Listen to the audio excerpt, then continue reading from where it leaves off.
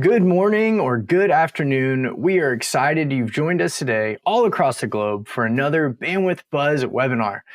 Today, we plan on expanding on our previous episode on compliance by zooming in on KYC requirements. My name is Eric Huell, a solution marketer here at Bandwidth, and I'm joined by two amazing colleagues of mine, Mehmet Hussain, Director of Solutions Engineering, and Erica Peshik, Manager for our Product Compliance KYC team. Together, we hope to clarify what may seem to be the nebulous world of KYC and LAR as you consider scaling globally. First thing, we're actually not taking questions today based on the complexity and individuality of the topic, and instead we invite you to reach out to your account manager so you can arrange time to speak more one-on-one about your specific use case. Additionally, please note that today's content is purely informational and not to be taken as legal advice. All right, with that out of the way, let's get into the topic you all are here for today. First, I know we work in an industry of acronyms, and half the time I'm left in the dark when people just throw out these terms and letters without clarifying. So don't worry, we're not going to do that to you today. So first, Erica, would you actually re-enlighten me and the listeners on what KYC and LAR both mean? Sure, Eric. So KYC stands for Know Your Customer, and this is a fundamental process that helps us verify the identity of our customers within the industry. So its purpose is to mitigate risks such as identity theft, money laundering, and fraud. At Bandwidth, our KYC procedures are designed to be efficient yet robust, ensuring both security, regulatory adherence, and customer convenience. I would say we have three components of KYC, and those are identity verification, risk assessment, and ongoing monitoring. Under identity verification, we collect and verify personal information such as name, address, and identity documents. Under risk assessment, as we already mentioned, this is in order to prevent fraud, money laundering, and or identity theft. And then the ongoing monitoring component, this is because KYC is not a one-time process. We continuously monitor our customers' activity to detect any changes, as well as to inform them when changes arise or updates are necessary. Then again, local address requirements, or LAR, which is a term used by Bandwidth and now steadily adopted in the industry as well, refers to the specific regulations regarding the verification of a customer's local address. So in many jurisdictions, proof of local address is required to activate services. Bandwidth helps our customers and their end clients to comply with these local address requirements so that they can ensure the information provided aligns with the regulations for service continuity. And I do have to note that both KYC and LAR are vital for complying with Bandwidth services, and our dedicated team is here to assist and guide every customer with these requirements. Perfect. Thank you for diving back into that from the previous webinar. I know we already talked about it, so I appreciate that. But after learning about the terms in play, I do like to zoom out to view concepts at a high level. These types of requirements, I'm sure, don't just pop up on their own, so I'm sure there's a broader industry need for buckling down. Mehmet, can you actually explain the current industry landscape that influences those KYC regulations? Yeah, certainly. Essentially, we're in a period of flux. The majority of regulations which govern global telecommunications were written in the days of physical wireline communications, where it was physically impossible to separate the resource, the ID or the number, from the end user. What we are seeing is a move towards regulation to govern the new, truly global nature of the telecommunications industry. To that end, we are seeing bodies like the European Parliament and the Council of the European Union adopting the European Electronic Communications Code, it's a mouthful I know, abbreviated to the EECC. While these rules are for Europe, other countries are adopting some of the principles that the EECC uses. Things like a deeper level of KYC and restrictions on who can use what, where, and when. Similarly, we see things like Stir Shaken being adopted in Europe, like the MAN program in France. We expect to see these types of changes keep happening. So if those changes keep happening, how do you see that businesses are responding to those changes? Well, the impact of this changing environment is that large aggregated resellers are having to change their processes to stay compliant or exit the market. And we're seeing both. Personally, I've seen more aggregators cease service than change their processes, as margins have historically been razor thin, with not enough profit to afford significant procedural changes. Interesting. Okay, so I think that's also important what's also important with compliance is understanding the industry standards so we can get a grasp on the baseline expectations. Because I'm sure adhering to these expectations ensures confidence in the services that are provided to the end user. And I've actually heard you mention that regulations tend to be made up of 3 factors. Do you mind elaborating on what those 3 factors are and just a little bit more about those? Yeah, well, we've already gone over KYC and LAR and to a degree usage restrictions. The third element is the one that I want to dive into a bit more, usage restrictions. The 3 go hand in hand, regulating the way telecoms resources can be used. There are some standard ways these topics are approached. For KYC, end user information is collected by the providers, like us. This is typically in the form of some official documentation, like ID or business registration, which is checked with the relevant issuing body. LAR, or LAR, is dealt with in a similar fashion, where the intention is to ensure the location of the customer, business registration, and associated information is collected and checked against national registers. Navigating usage restrictions takes a slightly different approach. We publish our service restrictions in our portal so that the customers we are targeting are aware before they go live. After going live, the customer assumes the responsibility of working within these restrictions and working with bandwidth to retroactively correct when needed. All of these regulations have been significantly enhanced over time, and it requires upfront knowledge of the regulatory landscape in particular regions, coupled with robust processes in order to stay compliant. Yeah, with those robust processes, I'm sure there's a boatload of restrictions to be sure those standards are enforced, right? So actually on that note, Erica, would you be able to narrow those restrictions down in a way that acts as maybe a compass to direct our customers as they navigate expanding services with bandwidth to new markets? Like, what common restrictions are there to provide a framework around the requirements so businesses can create repeatable processes? Sure. So today we're noticing that telecommunication industry is facing ever-changing KYC regulations, and regulatory bodies across different jurisdictions are tightening the restrictions and expanding their list of requirements. To start, customer verification is critical for KYC compliance globally.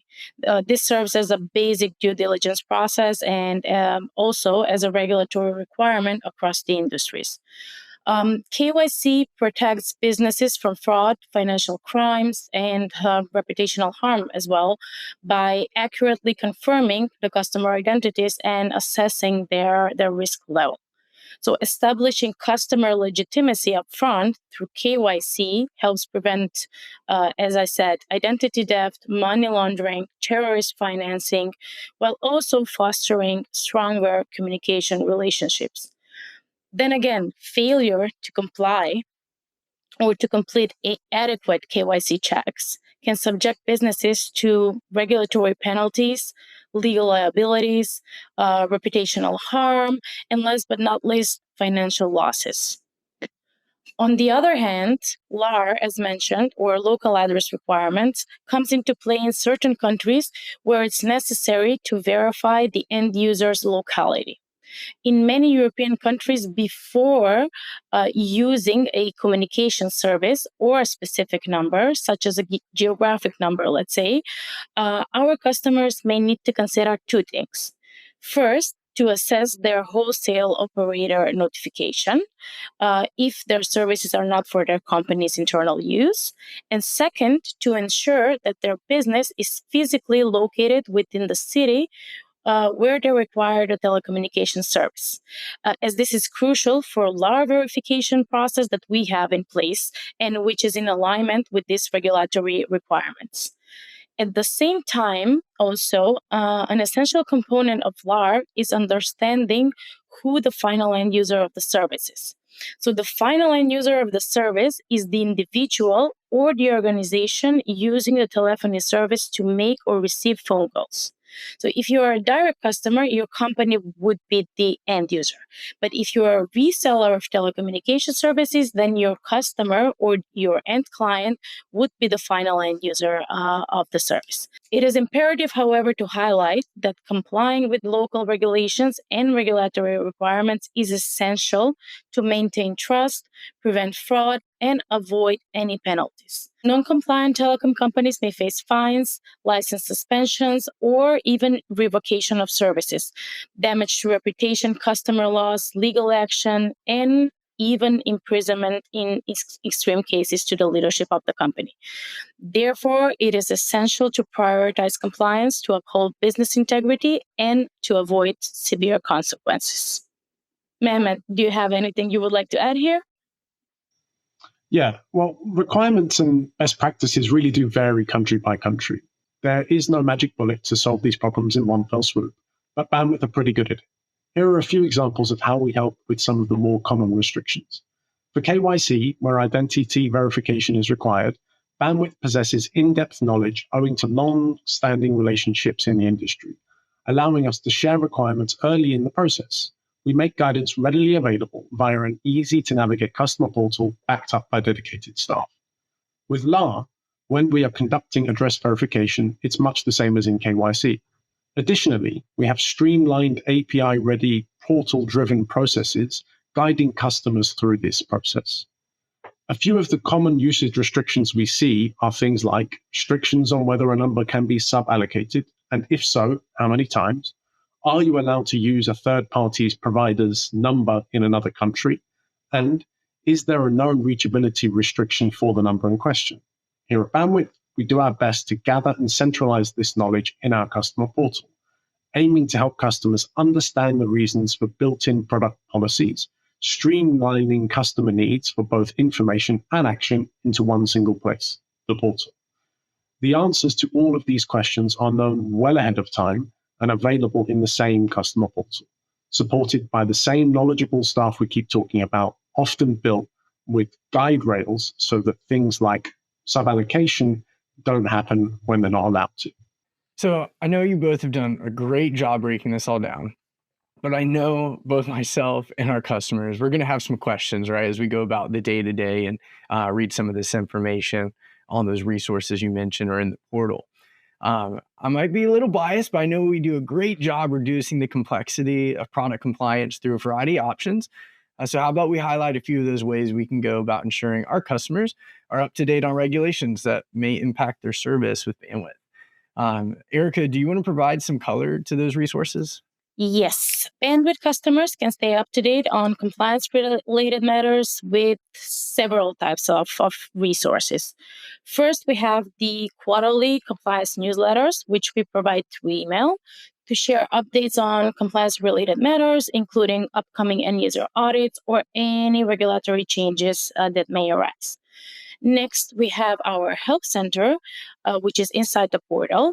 And this houses our general compliance guides, notification guides, or what we call how to notify as operator guides.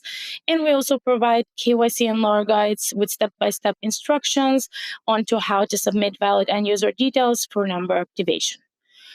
We also have additional great resources inside the Bandwidth portal, such as the activation requirements page and service restrictions page that Mehmet previously mentioned. These allow you to dive in more in depth as to what each country mandates for service activation. Within the portal, there is also a download all button and an API to facilitate the use and the accessibility of these restrictions. I do have to note, though, that we highly recommend that our customers use these resources as this guide before acquiring new services, as updates happen and changes are made frequently. And then, finally, we also have the Bandwidth for product compliance team. I'll just share a brief overview of what this team does. So, we have the compliance analysis and business processes team, which audits services and business processes, creates user guides, newsletters, as well as collaborates internally to enhance our customer processes for a better user experience. Then we have our KYC team, or often called the backbone of the compliance operations. And this team ensures that we have accurate KYC and LAR vetting. This team also monitors reseller operator registration and facilitates alphanumeric sender ID, KYC, and registration processes. If our customers struggle with any address validations, operator registration, number reinstatement, or sender ID registration questions, this is the team that will be the best to help you navigate through these issues. On the other hand, we also have the customer engagement team, and this is the team that we call the face of the product compliance. This team assists with operational challenges, and it provides support during audits. If any of our customers are struggling with any compliance issues, this is the team that will be able to assist. Lastly, we also have the messaging compliance team, which focuses on US messaging regulations and which aims to educate our customers and enable them for more successful campaigns while ensuring compliance. While I'm wrapping up with the compliance operations team overview, I'd also like to add that we're committed to safeguarding your services, and we're always available to assist you with any compliance-related inquiries or challenges. I've always loved how Bandwidth actually approaches support with the people-to-people model. We understand that our customers have real questions that have real impact on their day-to-day business, and it's awesome actually to hear the ways that we partner with our customers, both from a self-service perspective and a collaborative approach, from the in-portal resources to the team. Well, everyone, as I know, as much as you want to hear us talk about KYC and LAR all day, we're actually running up on time. If our discussion raised any questions or concerns, please don't hesitate to reach out to your account manager, and we can set up time with our products compliance team that you just heard about to dive in further. If you don't know your account manager, that's okay too. You can actually reach us at webinars@bandwidth.com. Mehmet and Erica, thank you both for a great conversation today. And to our listeners, thank you for tuning in for another Bandwidth Buzz. We will see you guys next time.